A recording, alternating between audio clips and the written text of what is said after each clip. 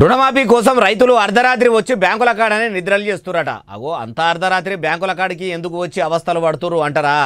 ఏం లేదు, దినం కొంతమందికే అని బ్యాంక్ ఆఫీసర్లు టోకెన్ల సిస్టమ్ పెట్టేసరికి బ్యాంకుల కాడనే జాగాలు ఆపుకొని జాగారాలు చేసే కాడికి వస్తున్నదట. ఏం పద్ధతిలో ఏమో ప్రభుత్వం నడిపేటోళ్ళకే తెలియాలి. అర్ధరాత్రి ఆడామె రోడ్డు మీద దర్జాగా నడిచే రోజులు రావాలని అప్పట్లో ఎప్పుడో గాంధీ తాత నడట. అర్ధరాత్రి ఆడామె నడిచే రోజులేమో గాని గాంధీ వంశీయుల ఏలువడిలా అన్నదాతలు అర్ధరాత్రి బ్యాంకుల కాడికి వచ్చి ఇట్లా సల్లడి సలిలా నిద్రలు తీసే కాడికి వచ్చింది.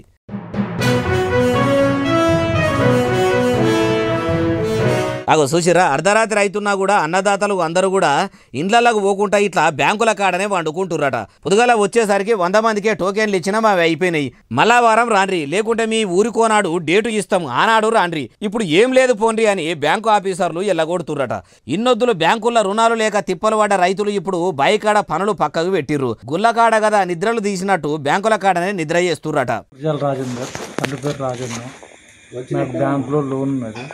బ్యాంక్ కాడికి వస్తే ఏ రోజు వచ్చినా 8-9 గంటల నుండి ఏ టైంలో వచ్చినా కూడా అప్పటికే పేర్లు రాస్తాల్లో అయిపోతాయి. ఈరోజు మేము పొద్దున 1 గంటకు వచ్చి నైట్లో ఇక్కడ వర్షంలో తడుచుకుంటా దోమలల్లా ఇక్కడ కుర్చీలు లేవు, ఏం లేవు, మాకు చాలా ఇబ్బంది అవుతుంది.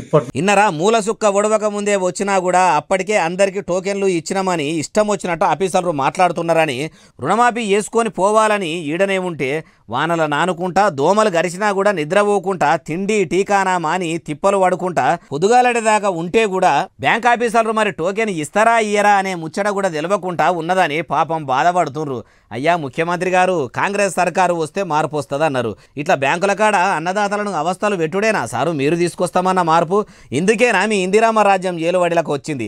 రైతులకు గత ప్రభుత్వంలో గవ్వే బాధలు, ఇప్పుడు గవ్వే గోసలు. ఎన్నడు సారు అన్నదాతలు కంటి నిండా నిద్రపోయి కడుపు నిండా తినేది?